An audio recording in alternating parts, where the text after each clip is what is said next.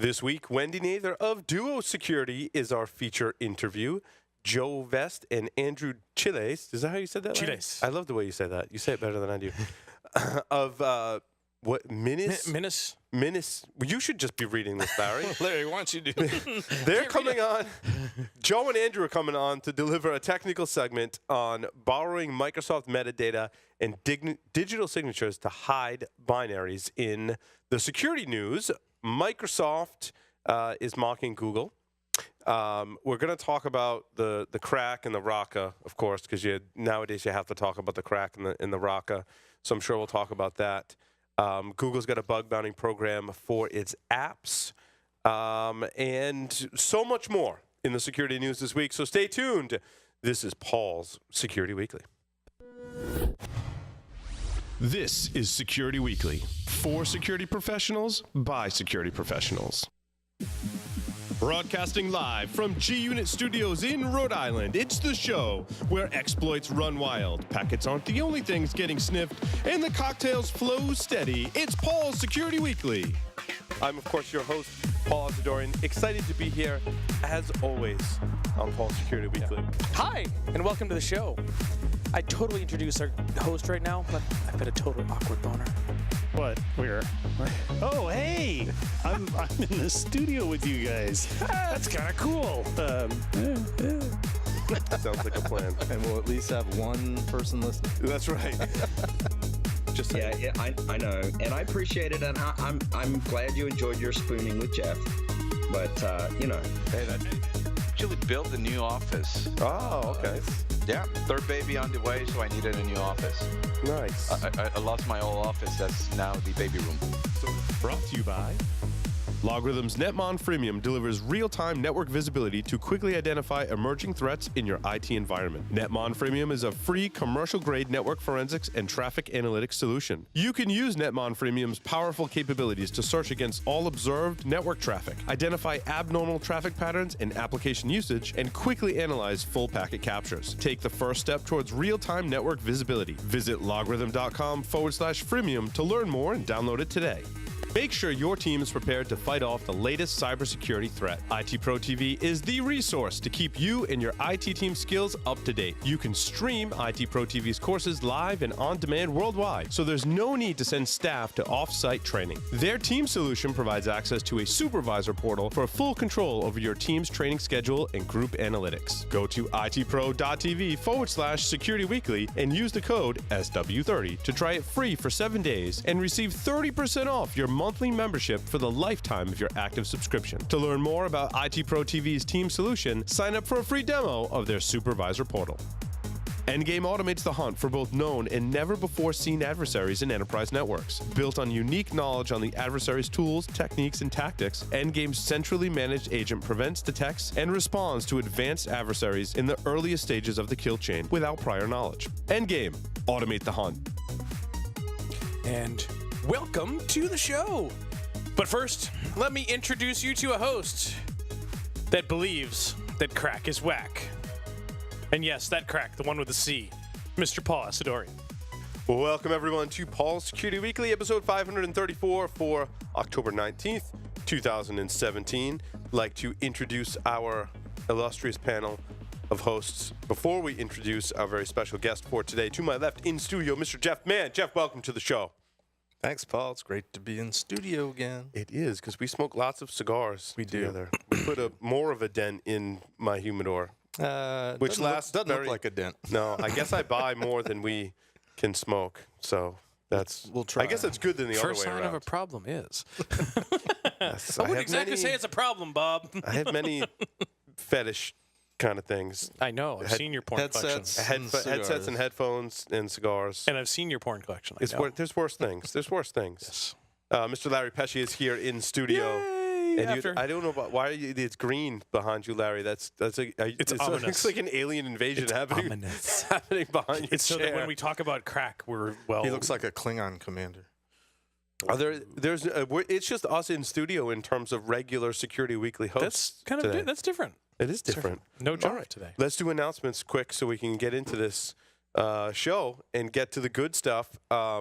Although there are some good stuff in announcements. This Saturday is Providence HackCon. Are you going to be there, Larry? Did you? Will this Saturday? No, it's unfortunately oldest daughter's birthday party. Oh, that's important. Yep. That's important. Because I didn't even know when it was happening, and maybe we would have scheduled it differently, but we didn't. So we're kind of. It is what it is. We're co-planning it and working out. This is the first conference we've co-planned, so bear with us. There are people registered. It is open to anyone who would like to attend that's interested in influencing the youth today and to come into cybersecurity. So securityweekly.com / You might want to limit that influence statement a little bit. Influence in a positive manner. Influence in a positive way. Yeah. Encourage them to get into the field. Yes. There you go. Not under the influence. That would be different. It's by the time you're hearing this, it will probably be already happened and over. But anyway, such as life.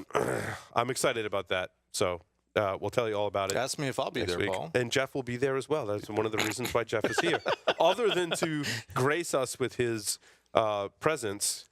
Anyway. Let's get to our guest for today, because I'm very excited to have Wendy Nather on the show, who is a Principal Security Strategist for Duo Security. She speaks regularly on topics ranging from threat intelligence to identity and access management, risk analysis, incident response, data security, and societal and privacy issues. Wendy co-authored the Cloud Security Rules, and I can't read. Was listed as one of the SC Magazine's Women in IT Security Power Players in 2014. Not only that, she's one of the nicest people on the planet and a true pillar of the community. Wendy, welcome to the show. Thank you so much for that. It's awesome to have you. We've never had you on for like a full interview. Obviously, you know many of us here on the show, so it's great to have your undivided attention and have our undivided attention. It's going to be a lot of fun. And we're going to start. You don't remember when I was on last time? That was, I don't know, you were 2013 or... Yeah, you were for like a panel. It wasn't like a full sit-down interview, right? Well, you did ask me the 5 questions. Oh. Well, we'll ask you again. Maybe you have different answers now.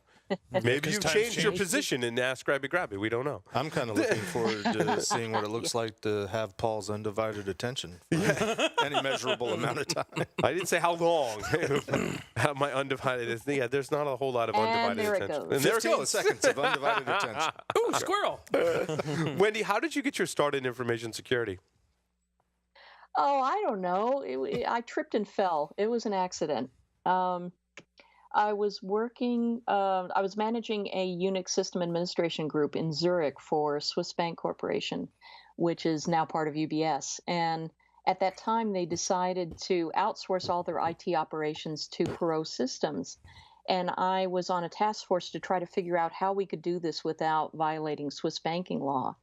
And after that, they said, "Oh, you can spell security. Why don't we put you in charge of that?" So I moved to London, and I was in charge of that for the EMEA region, for the investment banking division. And now you've held many different positions at various companies. You worked for 451 Research as an analyst for some time. And then what did you do? What did you do after that? Take us through your career. That might have been when you came on the show last, roughly. Yeah, it was during that time. And after that, I helped to start up the retail ISAC, also known as the Retail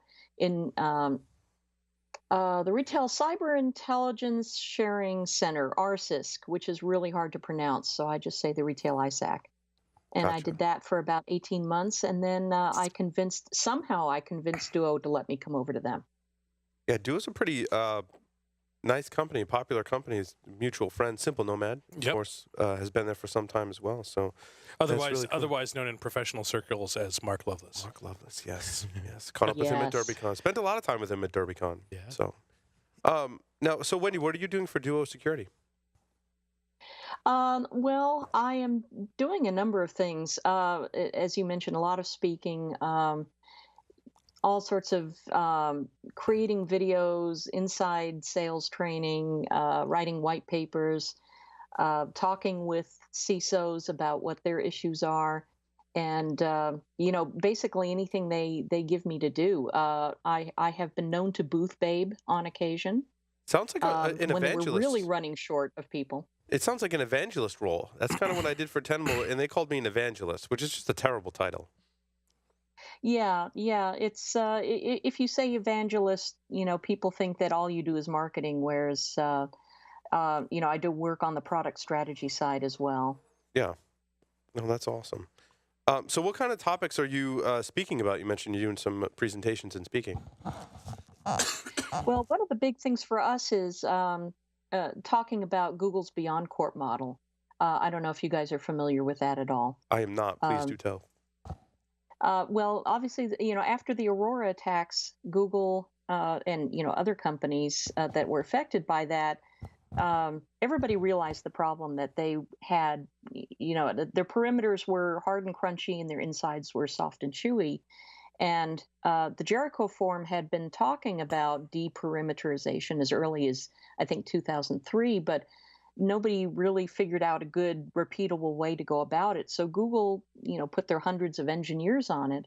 And it took about 7 years, but they came out with an architecture that they have now published a number of white papers on.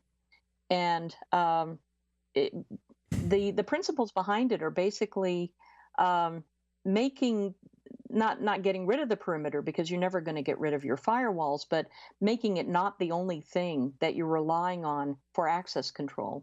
So what they did was they put together a combination of authenticated users, with multi-factor authentication, inspecting their devices, checking on the state of the devices at authentication time, and trying to decide whether they were in a state where you could trust them to access applications, whether they were external or internal, and binding the user and the device together so that you're reducing the attack surface.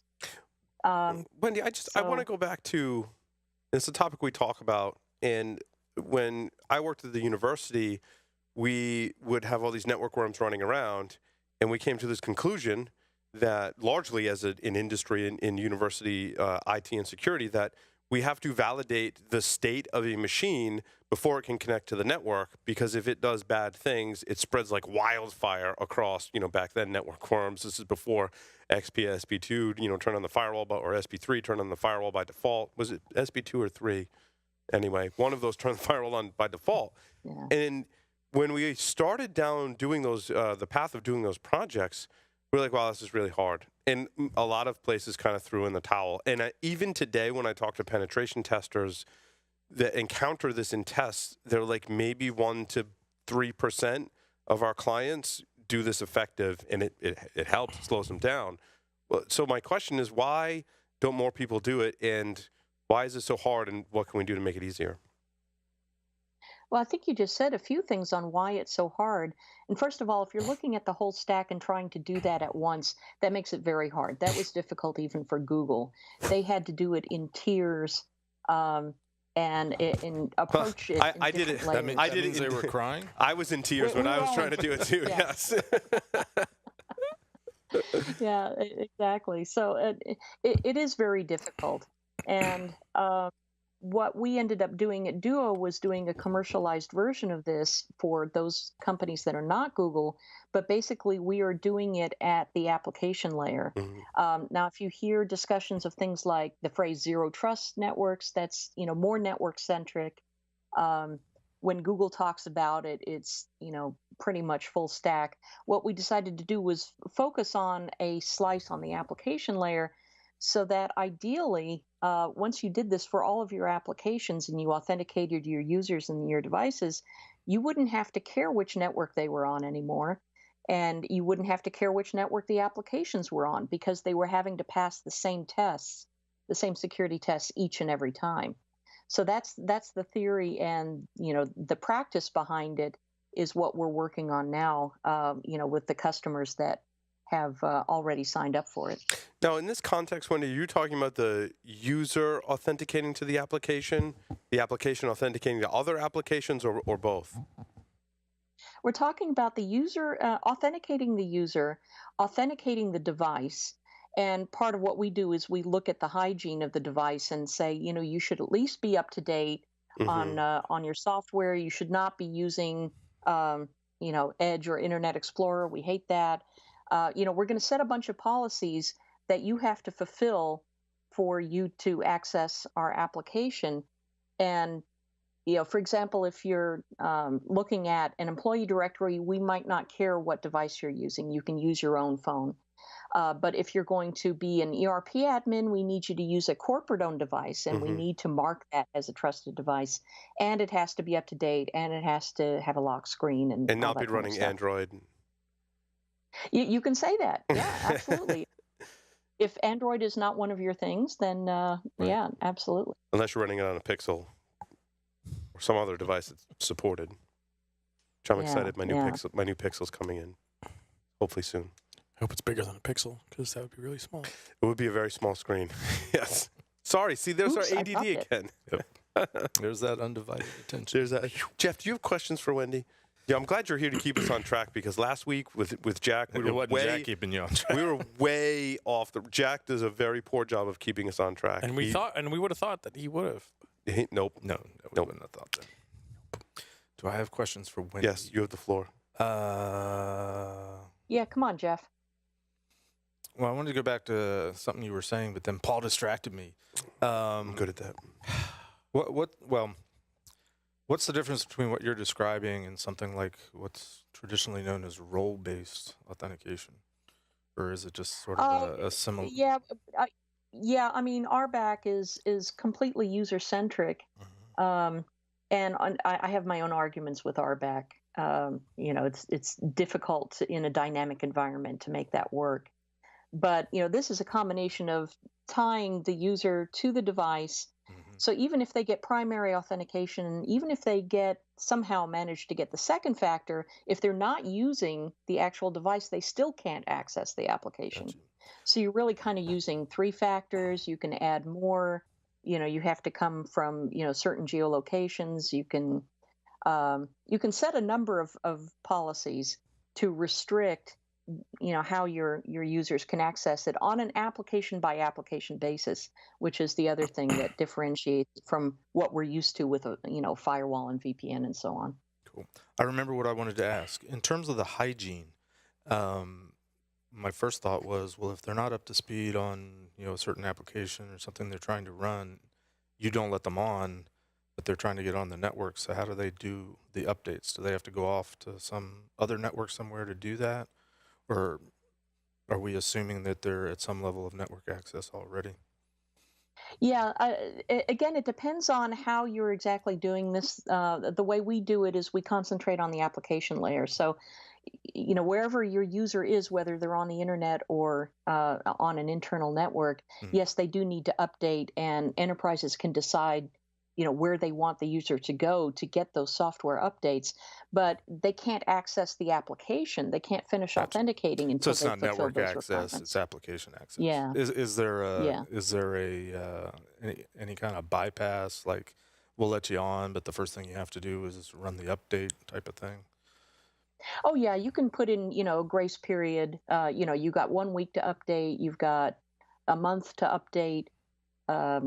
You can adjust those. But the really cool thing is, if you know of an active exploit for a particular version of something, you can simply block your users immediately from accessing the application until they've updated. So you can kind of force the remediation that way.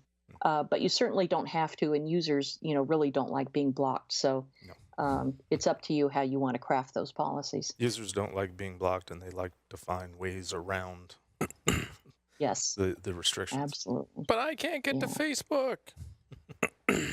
Well, it'd be more internal. Well, yeah, I mean, Facebook couldn't, but it's more internal applications. What is the? Well, not necessarily, because they can be anywhere. I mean, it's more like an authorized application. If you're logging into Gmail, for example, if I log in with my personal Gmail account, Duo doesn't care, what I'm doing with my security. But if I log in with my Duo account to Gmail, then they absolutely care, and they say, okay, you got to jump through these hoops before we'll let you finish logging in.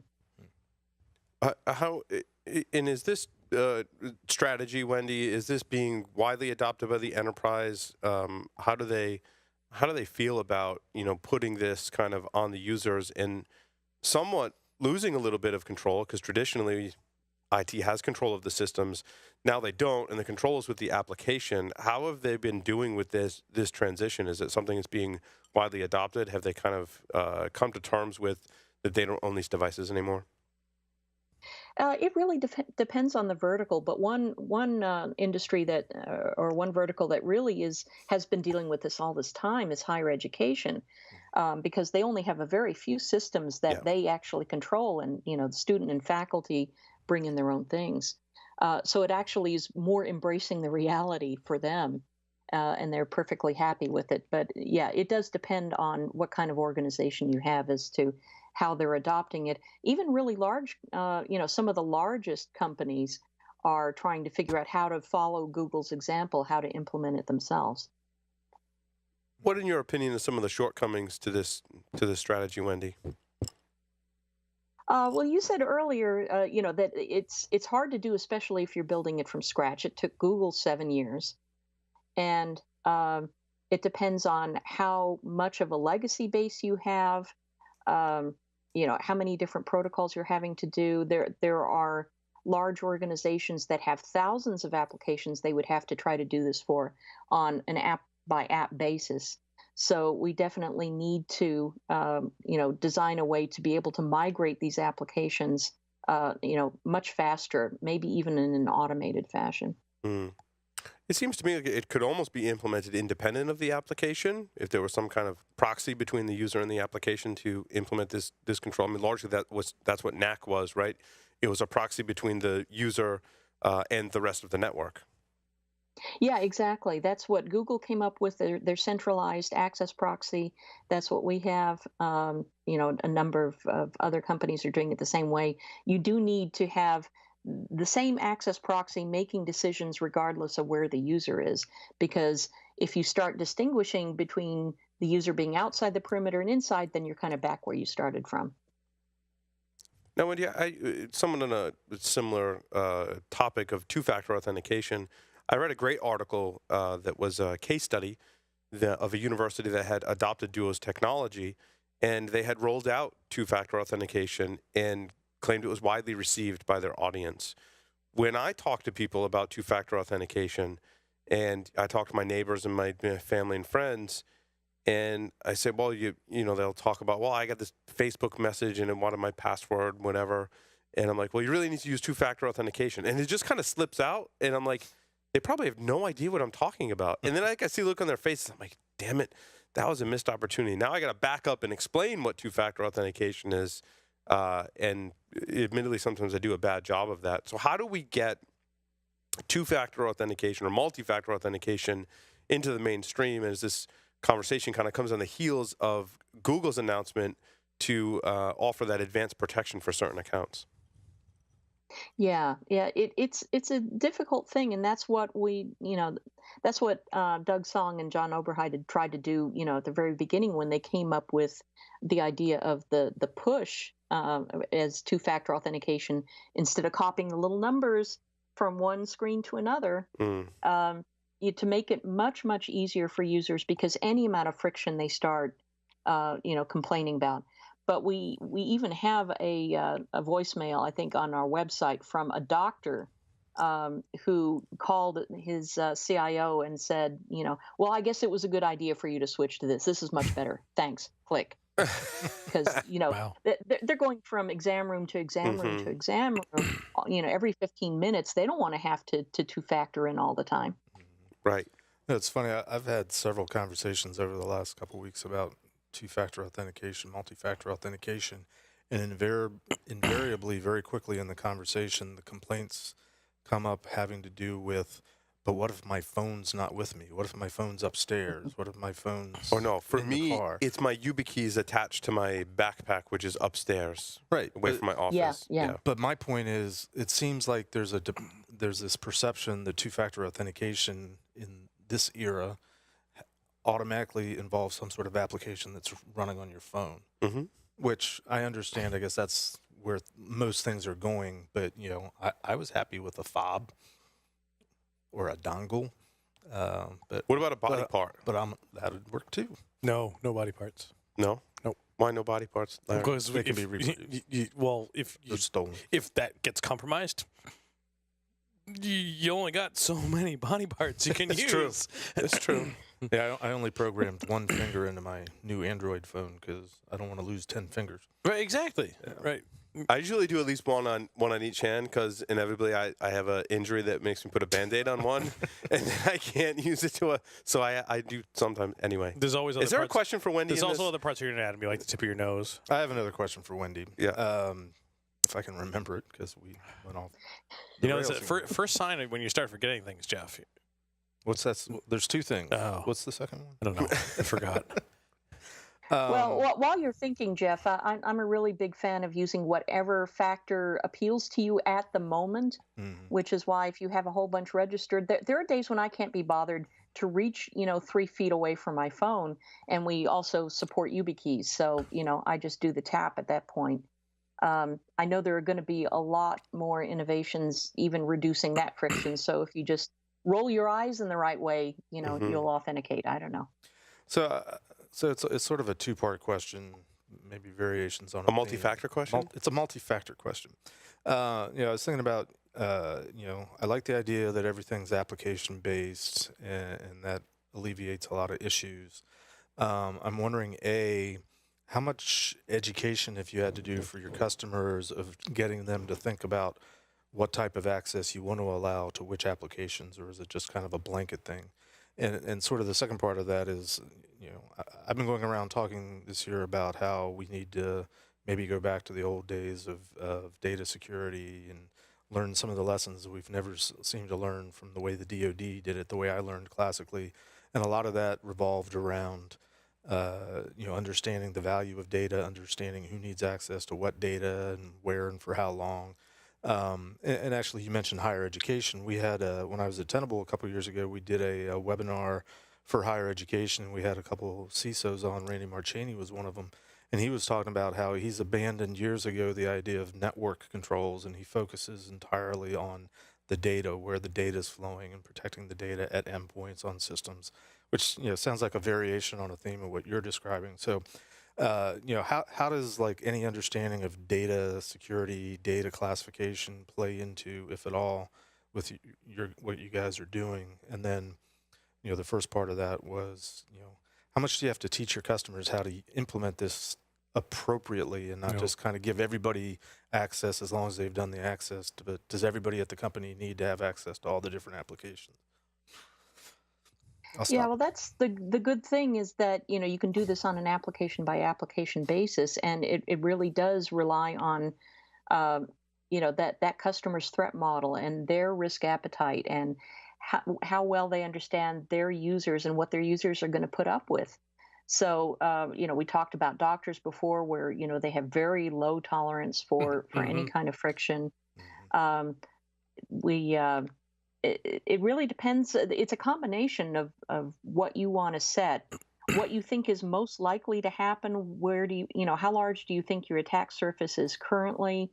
How long of a grace period are you willing to give your users to update their software? How are you going to handle exceptions? Because there are always going to be exceptions. Every damn time. Every day, for every policy, there's an equal and opposite exception. Right. So to rephrase it, what I'm hearing is what I've heard, what we've all heard over the years for every new solution that's out there is, it's got all sorts of great functionality built into it. It's got great capability, and very often companies buy it and think, okay, I just have to set it up and we're done, without necessarily having the knowledge and the resources and the wherewithal to properly apply it. We product vendors tend to assume a lot of sophistication on behalf of our customers sometimes, where that isn't always the case. Yeah, you're right. And the other thing we try to do is make at least Duo's products really easy to deploy. And in fact, we've had a couple of customers that had planned to deploy it just to a small test group and accidentally rolled it out to the whole organization, but they just left it because it was okay and nobody complained. It's a real vote of confidence when the CISO from your customer will go out to lunch with you on deployment day because there's that confident that they're not going to have to, leave and right after the appetizer. I find that, our customers pretty much understand their risk scenarios, and it's just a matter of letting them start incrementally adding, layering in policies with whatever they're most comfortable with. So even if you've never had two-factor authentication, just starting there is huge. It's a great thing. And then you can start thinking about, well, I think we at least want to know who is using what devices to access our applications, because you can say that you have a no BYOD policy, but until you've got that proxy in front of the application and you're watching every authentication, you don't know for sure. Right. And in fact, customers find out that there are hundreds of other unsanctioned devices out there. Wendy, do you see a time where you can adjust this model of access to these applications based on threat intelligence and/or UBA and tying those together? Oh yeah, absolutely. There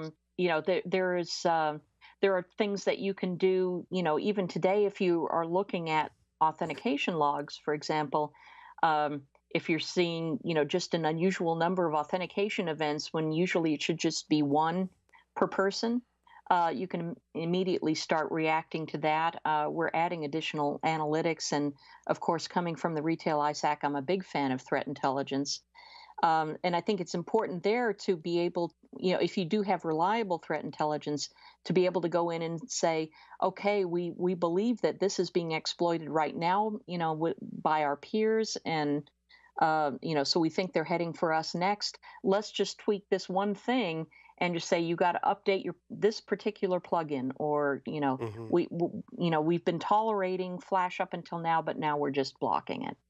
No, see, I don't know. I take a different stance on threat intelligence. Sometimes I simplify it in my head as well. It's data about other people's networks and not mine. And if I'm going to take action on it on its own, to me, that's kind of like a crutch that is used by a lot of organizations to really try and understand what's happening in their network, but it's just data from someone else's network. Right. And I think the best threat intelligence comes in the form of a story. So it's not just IPs that somebody's shoveling over at you. It's, we saw this, and we saw it over this period, and then we tried this, and as soon as the adversary figured out we were doing this, this is what they did instead. So you have to be prepared for this. So it's a long story, and that's what's really useful. That's the intelligence. That's the intelligence part. That's the intelligence part of threat intelligence, as opposed to just threats. And I think what Wendy's describing is the difference between a threat feed and threat intelligence, right? So And I get this question all the time, and I'm sure you do when you're an analyst too. How do we get good threat intelligence, and then how do we integrate that into our environment so it's more effective? That is a big issue, and of course everybody agrees that sharing is great, and people say that information wants to be free, but the thing is they want your information to be free. They don't want their information to be free. It's a one-way street. Absolutely. Give me all the infos. No, you can't have mine. No, so it takes a lot of social engineering, especially if you're part of an ISAC, to get that exchange going, get people to trust each other, deal with the whole anonymity question, because people want to start out anonymous, but they don't necessarily want to stay that way. So you have to work through a whole process with everybody. And, the more booze you have, the better it works. No, that's great advice. Some of the studies that I read on threat intelligence, or really threat feed data, is that there's very little overlap in the various sources. So what can organizations do? What can we do as analysts and engineers listening to the show to better understand that problem and make better usage of threat feeds and threat intelligence in our organizations?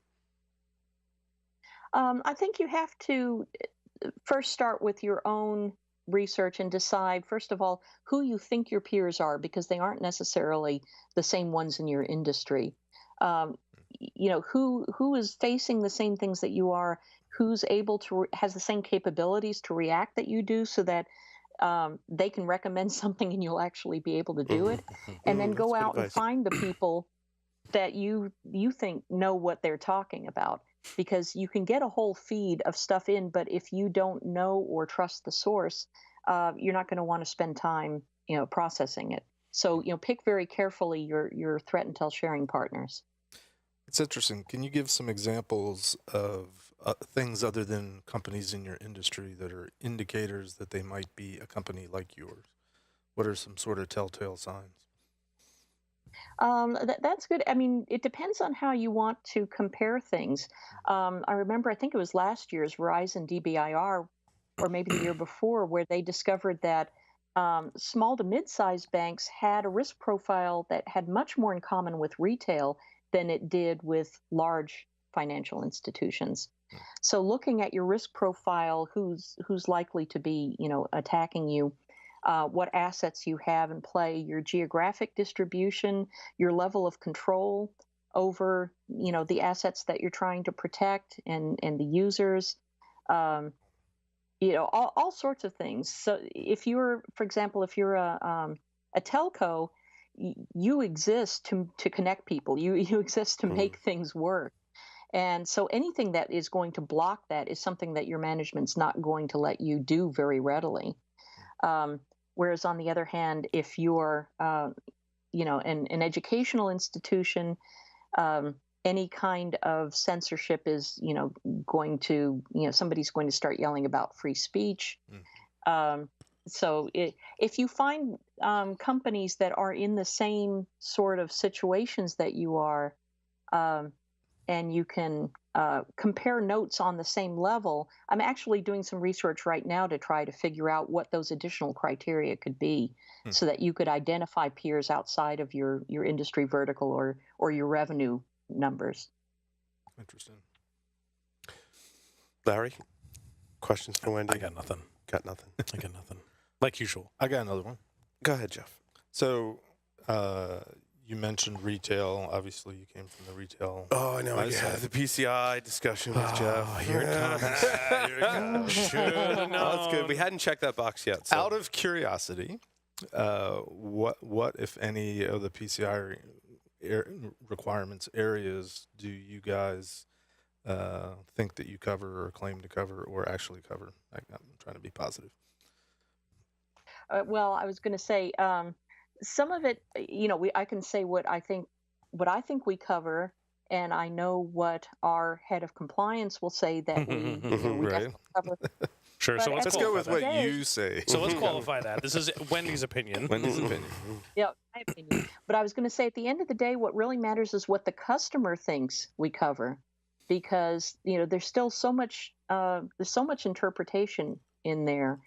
There's been the whole argument about two-factor authentication versus two-step authentication, Right. and whether you're trying to protect against brute forcing, and if you give any sort of feedback as to whether the primary authentication succeeded, then that's giving away too much. So therefore you cannot do two-step authentication. Personally, I don't believe in that myself. I think it's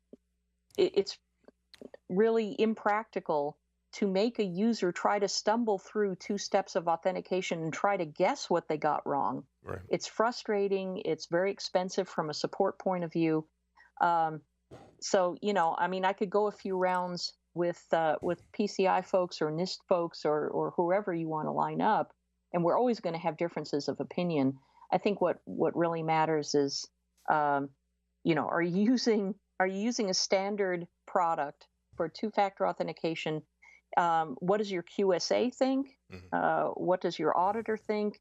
Can you have a good discussion with them about managing the risk as well as managing the compliance? So I think you need to be able to have both of those discussions at the same time with the same person. Wendy, So which requirements do you think that you guys satisfy? Well, 2FA, Two-FA. absolutely. Okay. Yeah. Wendy, sorry. Oh, sorry. There go might ahead. be more No, than finish. one. Finish. Sorry. No, I was going to say, our head of trust and compliance, Jamie Tomasello, will probably have my head if I try to represent in too much detail what we do. I would suggest you have her on the show because she is a hoot.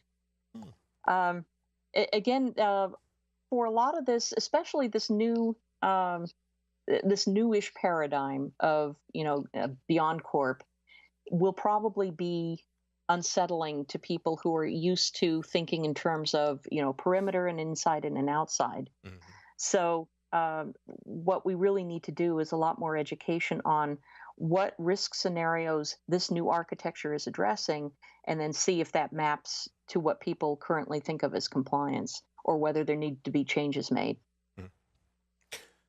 Wendy, recently there's been controversy about women in our field, women getting into our field, how women are treated. I know I'm asking this question. Are you asking that just because she's a woman? Nope, I'm asking this because, well, one, she's a woman and a leader in our field, and I want your And not honest, necessarily in that order. exactly, and I want your opinion on this issue, and more so so there are differences of opinion about how this issue should be dealt with. How do we come together to provide a solution to this issue so that it's not an issue anymore in our field? Paul. I know. Well, I had to. You know, if I genuinely try to want your address opinion, though. no matter what I say, I'm going to get in trouble. You know that, right? Including saying nothing at all. There has to be some Yeah. benefit to us discussing this, Wendy. Come on now. No. You know, the benefit. I think what we need to talk about is, can we just have more empathy? I really think that is a problem in security.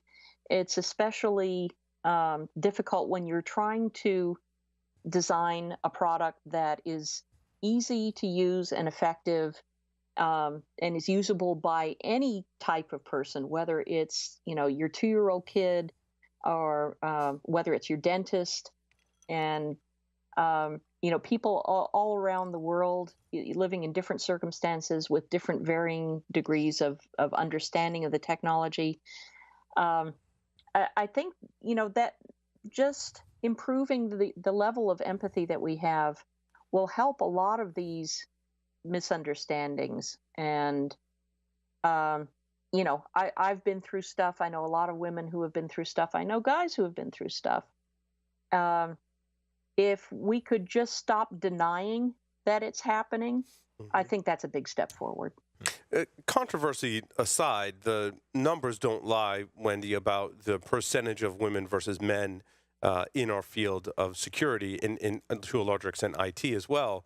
What can we do as an industry to encourage women to be more involved in our field and just in engineering and technology in general? Well, you mentioned, what was it? What conference was it that you were announcing at the beginning of the show? Sure. The Patriot one? It's called Yeah, I mean, I've spoken Providence at that HackCon. too. Yeah, so it's for it started out as a conference for students in Rhode Island that are part of the Cyber Patriot program. We recently opened it up to really anyone who's going to be in the area and wants to attend the conference, that wants to help the youth of today get into the field of cybersecurity. And so that's the conference we're putting on. Yeah. I mean, that's a great start too. And as most of us know who went into security early on, you know, there wasn't a defined pipeline. We all kind of stumbled into this, you know, from an adjacent field or a not at all adjacent field. I mean, I was a liberal arts major before I found out that I could make money doing the computer thing. So we not only need to, you know, get younger people interested in it, but we need to make the pipeline porous. In other words, we need to accept people coming in at any stage of their career and any stage of their knowledge, and you know, just keep filling it in, and also make sure that the people who are in security want to stay, because it's a very frustrating field at times. And you know, we all know people who are burning out and who are leaving the field. So we need to concentrate on both those things, not just, you know, bringing in new people, but making sure that the people who are here can feel comfortable in staying. Yeah, no, I agree. I like that strategy a lot. Wendy, what conferences do you have coming up that you're attending and speaking or speaking at? Oh, let me see.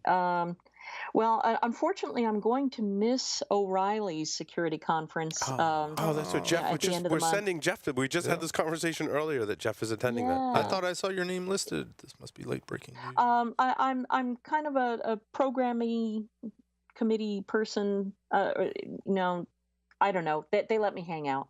But I won't be able to make it this time. But it is really a great conference. I think we need a lot of those defense conferences. I'm involved with the Art into Science conference that Gadi Evron puts on. That's going to be in, I think, Is it end of January. Oh, okay. I know he's going to be Yeah. here. I believe he's scheduled for the show to be in studio sometime in November, I believe. Yeah. So he'll talk about that conference. That's going to be a good one. I don't know. I'm doing a CISO roadshow in Montreal later next month, and of course, we're going to get pumped up for RSA in April. I don't have. I just finished a whole bunch of conferences, so I'm trying to take it easy right now. Yeah, this seems to be the lull, I know the feeling. period. Yeah. Absolutely. Yeah, so many holidays coming around this time of the year too that doesn't help that at all. Yeah, conferences definitely slow down at this point in the year. So Summer, That's summer, awesome. summertime. anything else you want to share with our audience, Wendy? Gosh, I don't know. We've kind of covered the gamut. Yeah, I don't know. I need Jeff to ask me another question. You've answered the 5 questions before. Yeah. Technology-wise, Mac, Linux, PC, like what are you? I know today was a big day for fans of Linux as Ubuntu 17.10 was released. That's kind of fun. Yeah, it's not on the even version numbers, so it's not LTS. It is not LTS. So for never mind. brave individuals Yeah, nope, such not for as me. myself. Not for me. Yeah, I don't know. I can't say that I am I'm not religious about it, but once I started using the newer Macs, I just had to say I like the UI better. I just like it so much better. I largely. But having said that, Go ahead. I'm sorry. I was just going to say, having said that, I am a VI and an Emacs girl. Wow, I didn't know you could be both. Can Some be people both? do go both ways. This is true. This is true. All right. Mostly only women do that, though. Is that so, Jeff? I'm totally serious. The only people I've ever heard say that they do both are women. Really? Both VI and Emacs. Both VI and Interesting. Emacs. Yeah, I'm solely in the VI camp, as many of our listeners know today. I do agree with you on the interface on Mac. Are you going to get one of those new iMac Pros? I'm eyeing one of those. I'm on the notification list. That's like. Do they still look like a trash can? No, this is the iMac Pro. So it's the monitor and got it, computer got it. all built into one. Got It's it. a recent announcement. So Well, I can start a discussion maybe with Wendy and maybe get some comments from her. Wendy and I, we had met actually a couple years ago somewhere when she was with the FSI SAC, but I was just somebody in the crowd. But we got to meet and get to know each other formally this year at the Curmudgeon Con. And I don't know if you wanted to just say a few words. I don't believe you. Wendy's not old enough to be in the Curmudgeon Con. It's not an age thing, Paul. Oh, No, thank you. it's an attitude thing. Oh, it was for a little while, but yeah, it's. But you just, we were there, and my sponsor to get into Curmudgeon Con was Becky Bass, who passed away weeks after it, as it turned out. I don't know if, Wendy, you just wanted to say a few words, because I know Jack and I had talked about after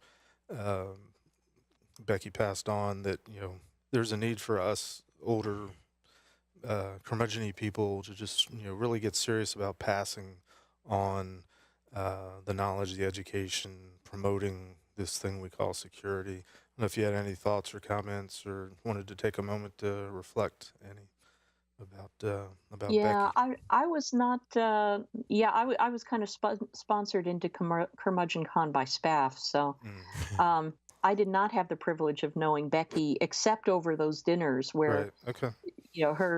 her Southern accent just made me feel right at home, and she was always just so warm and welcoming, and she told the best stories, and of course you played a part in a lot of those best stories.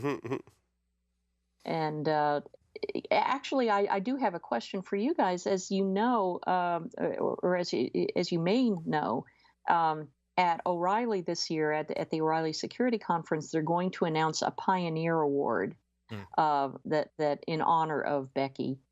I And think I did hear about that. Yeah. so they've been asking for nominations, and I've been kind of struggling with the idea of, gosh, when you name an award after somebody, how do you pick somebody, especially the first one, the first recipient, to fill those shoes? And I'd like to hear thoughts from you three on who you would nominate for something like that. Wow, that's a turn of the Somebody tables. who's a pioneer in security, who's made tremendous contributions in the way that Becky did. Well, there's so many people. I can't. I mean, do they have to be old? I'm not sure about that. Do they? Probably not, because like even I'm sort of new to the Twitter thing, and there's Twitter people out there that have tens of thousands of followers that are making a difference in the industry just from whatever they're doing on Twitter.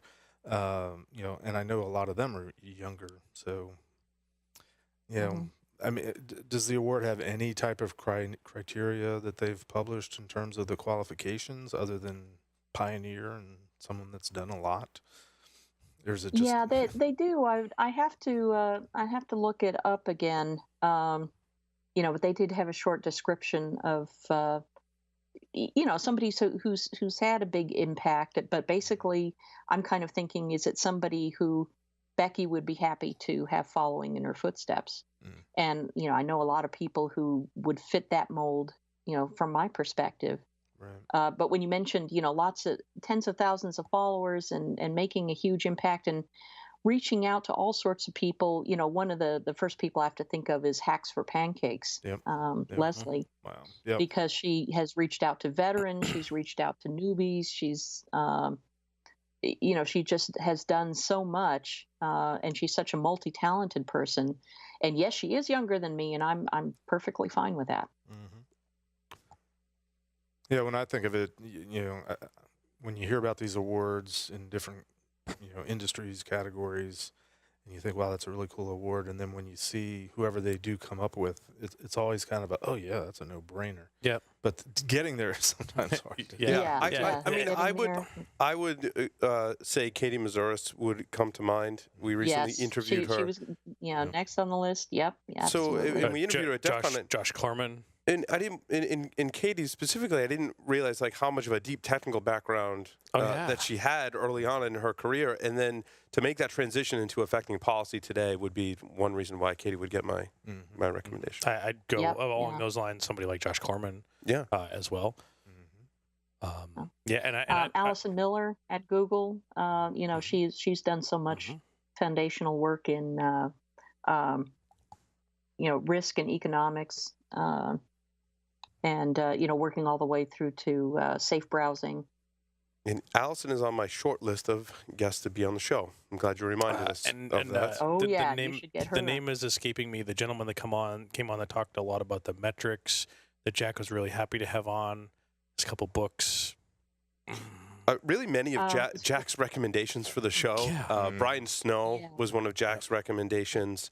There was someone else that came to mind. Yeah, Jay Jacobs, Wade Baker. Wade Baker was on the show. Doing really, really cool work. And now, they have the Scientia Institute trying to advance the state of security research, to do really high quality research, not the, scanning the internet kind of research, but, statistically valid research. One of my favorite interviews in speaking with people, other than of course Wendy, was David Conrad of ICANN and his work in DNS security. That was really that would be on one of the interviews that really stuck out in my mind. So awesome. Well, Wendy, thank you so much for coming on Paul Security Weekly. It was wonderful having you. We love talking with you. I hope to see you soon.